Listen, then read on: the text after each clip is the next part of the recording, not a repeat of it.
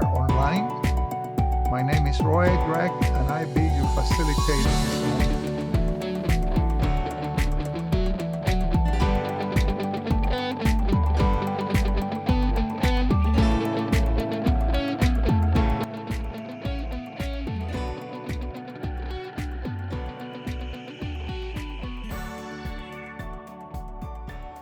We are now in lesson number 3, and here's some of the details for today that we're going to cover in our lesson.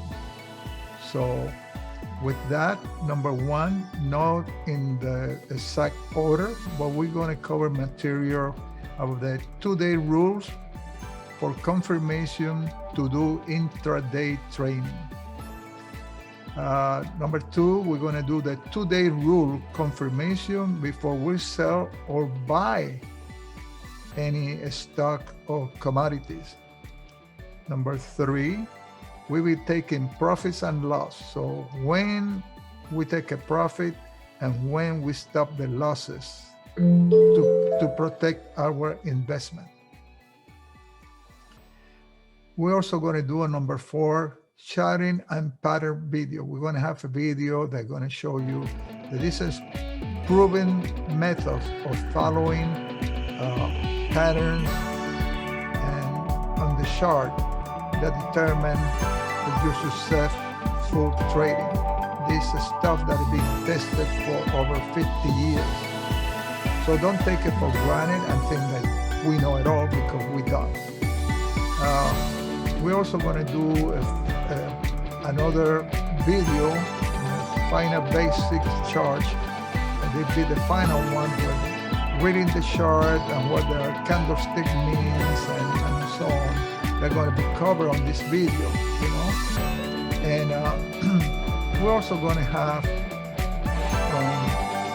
for lesson 4, we're going to start having a live charting, how to read, how to set your chart, and we're going to do that live. So take you step by step, moving closer for you to be successful in trading. The formation of the chart, the introduction, the indicators, volumes, and average, how you set them up. And there are many and different of them, but we're going to cover those things in the coming lesson. This time is available today. We'll be able to give you a brief live day trading introduction. This is going to be live with real money have been placed online, and the trade taking place, and this decision that had to be made, and how the price move and change. So you have to learn about this. So we're going to give you a window opening into this type of business, where you actually now, you don't practice in paper anymore, and you actually putting the money on the line, and you become a trader, an investor, or whatever you want to do in a financial business or commodity. I'll be filming documentaries in New York this afternoon. So with those online via Zoom, we're going to give you a quick view from the plane as I live in Texas, Fort Worth, Texas airport into New York. This is not part of the course, but I thought I'd share this with you.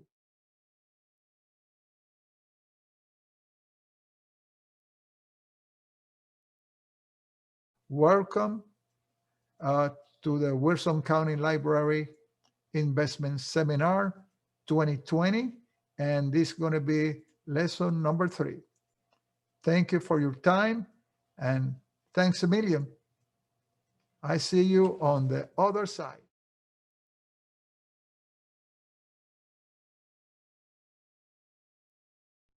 The path to becoming a good trader. In this video, you will learn that learning to trade is a psychological process, and that there are 5 stages that you may experience. When beginners learn to trade, they are unaware of the psychological factors that can impact a trader. The more aware a trader becomes of these psychological aspects, the easier it is to avoid the pitfalls whilst learning. There are various models to highlight the steps new traders go through. However, the most commonly used model is an adaptation of the 4 stages of competence by Gordon Training International, which includes a 5th stage, an awakening moment. The 5 stages of learning to trade include unconscious incompetence, conscious incompetence, an awakening moment, conscious competence, and unconscious competence. The first stage that traders experience is described as unconscious incompetence. Beginners usually start to trade because they have heard how much money can be made trading the financial markets. Emotions already influence these new traders because they can envision making a great deal of money. This can lead to 2 outcomes. With the first outcome, a novice trader opens a trade only to watch it go against them immediately. However, they do not know what to do, so they simply watch as the losing trade depletes their trading account. Panicking over this loss, the trader may quickly close the trade in order to open another trade in the opposite direction, only to see that this trade is turning against them as well. The beginner has no understanding about trading and does not know how to make the correct decisions in different market environments. Trading like this will slowly empty the trader's account. At that point, the trader will either stop trading or may progress to the second stage of learning. On the other hand, there is also the possibility that the trade goes directly into profit. The novice trader closes the trade and sees that their account has grown. They are led into a false sense of security and believe that trading is easy and become overconfident. Therefore, they take more and more risk, but inevitably, the trades start to move against them. Sooner or later, the moment comes when just a few trades deplete their account. They either stop trading altogether, or they may realize that they know too little and have become consciously incompetent. When a trader realizes that they do not have enough knowledge of the markets, they have reached the stage of conscious incompetence. The trader will now start to seek as much knowledge as possible because they believe it is the key to trading successfully. At this stage, they believe that the more knowledge they have, the better they will do. Switching between systems is common as they try and improve results. However, they might not see a direct result of all this knowledge put into practice and continue to experience poor trading results. They blame the brokers or bad systems for their losses, and at the same time, congratulate themselves for sticking to their strategy when their trades win. At this stage, the trader becomes prone to scams because they want to buy every system out there just to make a profit trading. Conscious incompetence is the most dangerous stage for a beginning trader. To move on to the next stage, you should ask yourself, have I stuck to my system? Am I using a trading journal? Do I regularly look over previous trades? Do I know beforehand when I will enter, exit a trade? Do I take responsibility for my own trades and not blame someone else? At some point, the trader experiences an awakening moment. This is the moment that you start to realize that successful trading comes down to having the right mindset. Traders in the awakening moment begin to understand that they will not be able to predict the market and that making money is based on a series of trades, incorporating wins and losses. They will realize that they should stick to their system, cut losses short, and let winners run. At this stage, the trader starts taking and exiting trades when their system tells them to, regardless of the emotions they are feeling. After this awakening moment, when they start trading according to their system, traders enter the conscious competence stage. A trader that is consciously competent takes trades whenever the system calls for it. They deal with losing trades much more easily because they have confidence in their system, which will make them money over time.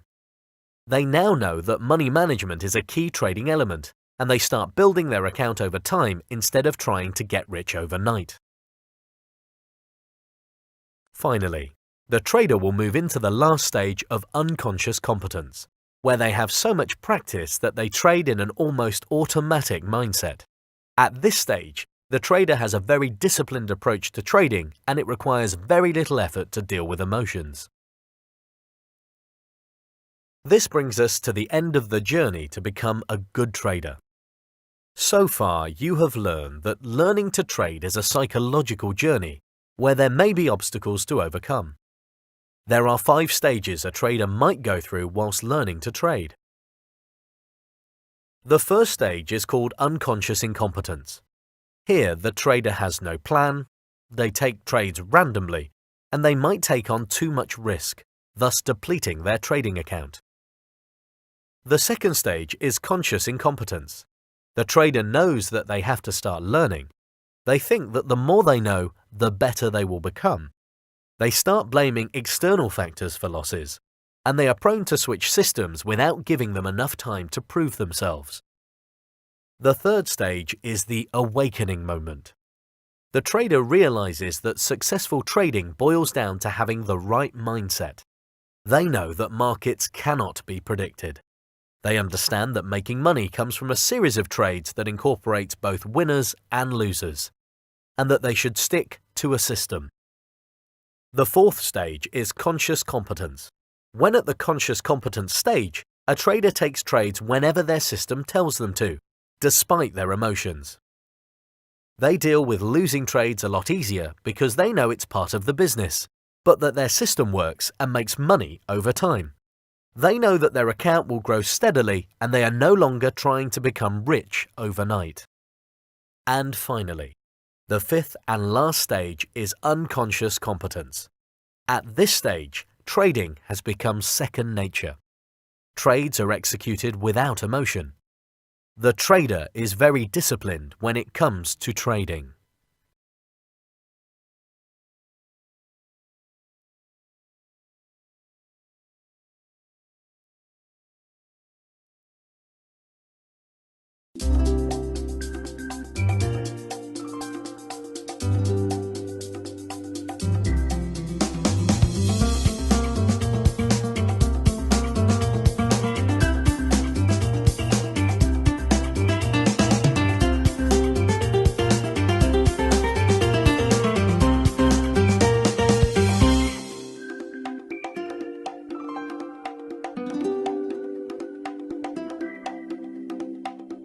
Hello. Today's film is an examination of the world's youngest major currency, the euro. We're going to travel back in time and then follow the euro from its launch through the first 6 years of its life. We'll be looking at some of the factors which affected its value over that period of time. And we're going to use its ups and downs to illustrate some of the key techniques of Western charting. Charting has its critics. Some say that it's a mere series of coincidences, while others say it's a self-fulfilling prophecy. Our film is an attempt to put charting techniques to the test. The European Currency Unit, or ECU, was the accounting unit of the European Union. But at midnight on the 31st of December 1998, the ECU ceased to exist. The euro was born with a value equal to the ECU's final value. Before we go any further, let's just remind ourselves that price is more likely to rebound off lines and levels of support and resistance than to break through them. Getting back to 1999, the exchange is opened after the New Year break on January the 4th. We plot the euro's very first resistance line on the chart. We then stick an order to sell at 1.18, a tad below resistance, and we set our stop loss at 1.185. We'll be discussing the optimum stop loss for different trades throughout this film. Unfortunately, the trade went against us. Price rose and triggered our stop loss. Only then did the euro start to fall, giving us a double top or perhaps a failure swing. Such is life. That high of 1.19 was the highest high for the next 5 years. Our aim today is to look at the euro's career and learn. Notice how when there's a false breakout of a line, price is held back by the previous resistance level. It happens time and time again, and it's something to watch out for when you're on the market. We can also see here how it's often more useful to view support and resistance as zones rather than strict 1 point wide levels. Meanwhile, the euro searches for new levels. Is it a coincidence that the euro found its resistance at the 50% correction level of the last move? The support is at 1.1455. Will there be a breakout from it? Let's chart a support zone of 10% of the previous price move, giving us a zone of approximately 50 points. We place our order 25 points above 1.1455 at 1.1480 and a stop loss 25 below the low at 1.1430. The target can be identified with the resistance line or, as you can see in this example, the 38.2% correction level. This gives us a price of 1.1806. We take our zone into consideration and knock off 25 points, giving us a take profit of 1.1780.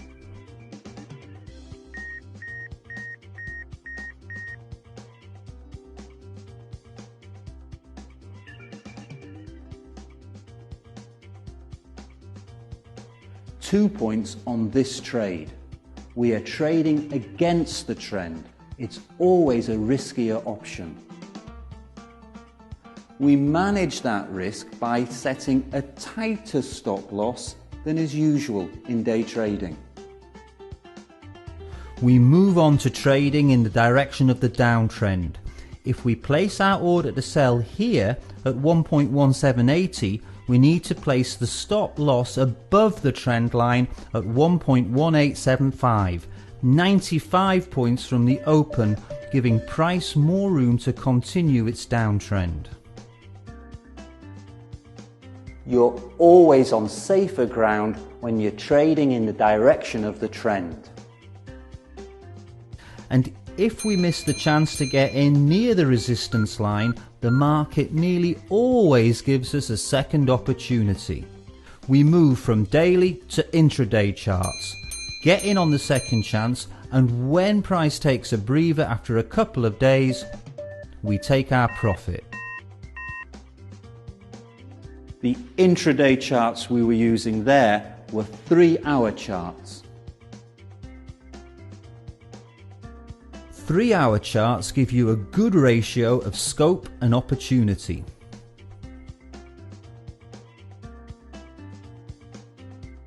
We chart a symmetrical triangle. The triangle fails as price has moved into the final quarter, what I call the no zone in chart analysis 2.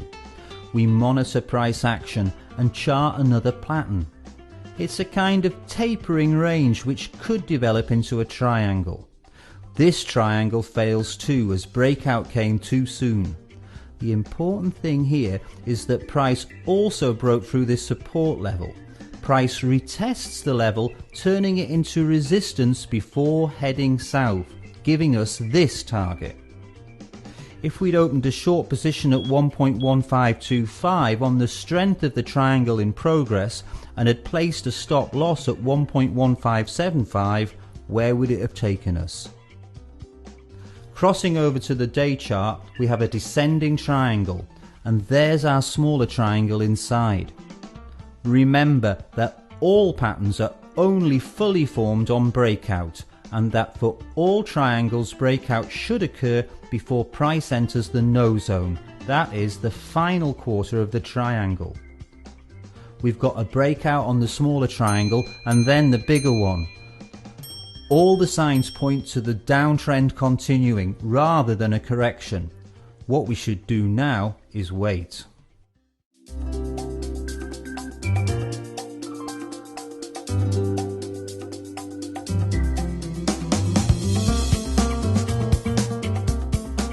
The situation in the former Yugoslavia was becoming increasingly unstable. all the signs pointed to full-scale war in the heart of Europe. Traders are cautious people, and nothing makes them more cautious than upheaval. It's the accepted wisdom that in times of war, the cautious approach is to buy the world's main reserve currency, the US dollar. Let's get back to the charts. We're going to use the 2-day rule to confirm the breakout. Remember, this rule says that price needs to close beyond the level for 2 days before breakout is confirmed. There you go. And then price continues its fall and breaks through a 2-year-old support. Further confirmation of the downtrend. Always remember that whatever happens on the currency market happens as a result of a number of factors.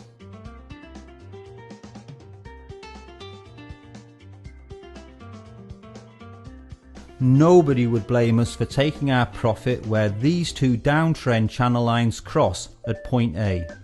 That's at 1.0950. This earns us 600 points over 22 days. If we add those 600 to the 200 or 300 we made earlier, we've earned 900 points since the beginning of the year.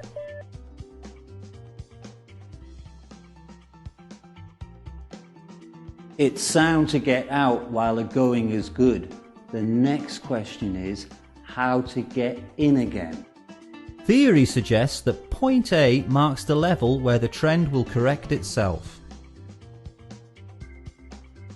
However, opening a buy position here is a high-risk affair.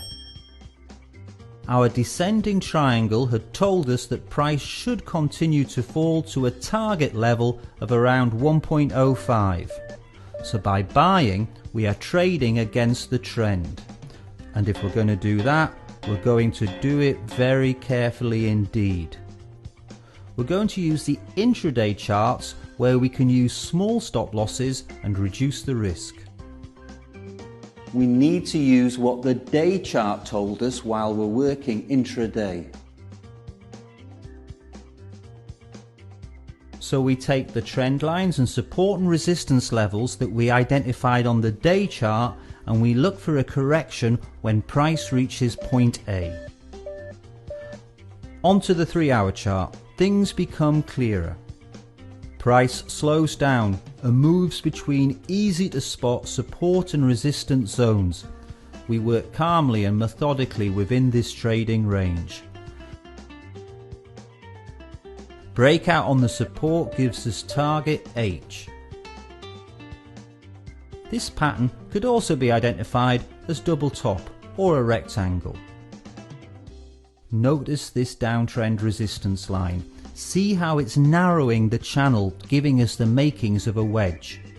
We know from our previous work on chart analysis that the wedge points to a breakout against the slant of the wedge. We've got a falling wedge here, so we should have expected this upside breakout. For more information about trading in ranges and channels, see our film Chart Analysis 1. What we need to do now is work out where we think the correction will end and the euro will continue to fall.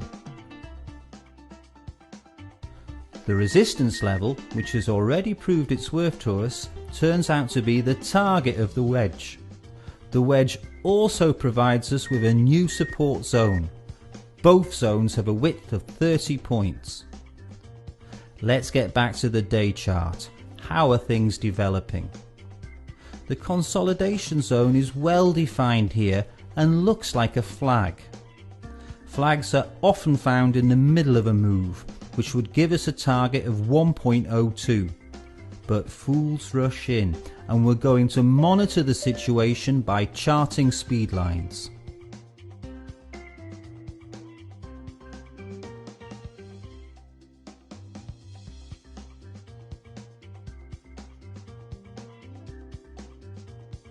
We first talked about speed lines in our film Chart Analysis 2.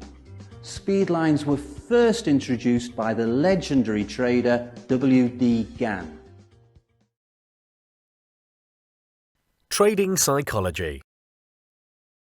In this video, we will explain how emotions affect your trading decisions and what it means to be in the zone. We will also reveal which emotions influence trading the most, along with the importance of discipline in trading and how to improve it. A trader must be disciplined enough to stick to the system, even throughout a losing streak. A successful trader must always remember that making money does not come down to any single trade, but instead, a series of trades. The biggest mistake that people make when first learning to trade is assuming that analysis of the markets allows a trader to become successful. When emotions influence a trader, this inevitably affects his trading results. When a trader is in a state of mind where he is thinking clearly and uninfluenced by emotion, he is said to be in the zone. The psychology of a person includes thoughts and feelings that are an incitement to act. Negative emotions such as greed and fear are sometimes inevitable, and when trading, they can prevent you from making an objective decision, especially in the beginning, when a new or an unskilled trader is likely to experience feeling overwhelmed by fear. For this reason, learning how to control your emotions becomes paramount to successful trading. The trading process is sometimes broken down by Dr. Van Tharp's chart, which includes 3 categories. The trading system accounts for 10% and money management accounts for 30%, while psychology is the most heavily weighted at 60%. The fact that the actual trading system is ranked the least important by Dr. Van Tharp suggests that regardless of how successful a strategy is, if psychology impedes your ability to follow a plan properly, it can be the case that it will not make money. The 2 most common negative emotions are greed and fear. These emotions can cause a trader to deviate away from their plan. Greed can have a negative impact on your trading because you may think you can squeeze out more profits than your trading plan accounted for. By doing this, your trade will not close at the predetermined profit level, but in fact, the price can reverse back to your entry point, or worse, your stop loss. An example of fear could be that you close a trade before your profit target while you are a few pips in profit, because you are afraid that the price may turn around and leave you with a loss. Though you may feel you have made a profit by doing this, your stop loss has not been accounted for, and money management outlined in your trading plan has not been followed. For example, if you closed a trade for a small profit compared to your stop loss because fear played a factor, you could wipe out all of your profits with one single loss. Some traders always want to be right, which is where ego becomes a factor. If the price moves in the undesired direction, you may not want to necessarily close a losing trade because of fear, but this may be because you do not want to accept the fact that you made a wrong decision. Consequently, being forced to accept a loss may lead to deviating from a trading plan just to get the money back. Such behavior is called revenge trading, which more often leads to further losses. This is usually observed when the trader exhibits the behavior of taking trade after trade without any consideration of the trading plan. A trader's success depends on discipline in taking trades when a system tells them to, even through a losing streak. A strategy with a 100% winning ratio is unrealistic, and you must be prepared to take some losses. Therefore, having confidence in your system is essential, and this can be developed by using a demo trading account, trading with a tried and proven system, and accepting risk. So far, you have learned that emotions affect trading decisions. Therefore, personal psychology is the most important part of trading. Controlling emotions is vital to avoid rushed trades and undesirable losses. A profitable trading strategy may fail if the trader allows fear and greed to become overwhelming. You also learn that discipline is the key to consistent trading results. And finally, important factors that influence traders' discipline are confidence in his tested strategy, the ability to accept the risks involved, and knowledge from research and analysis.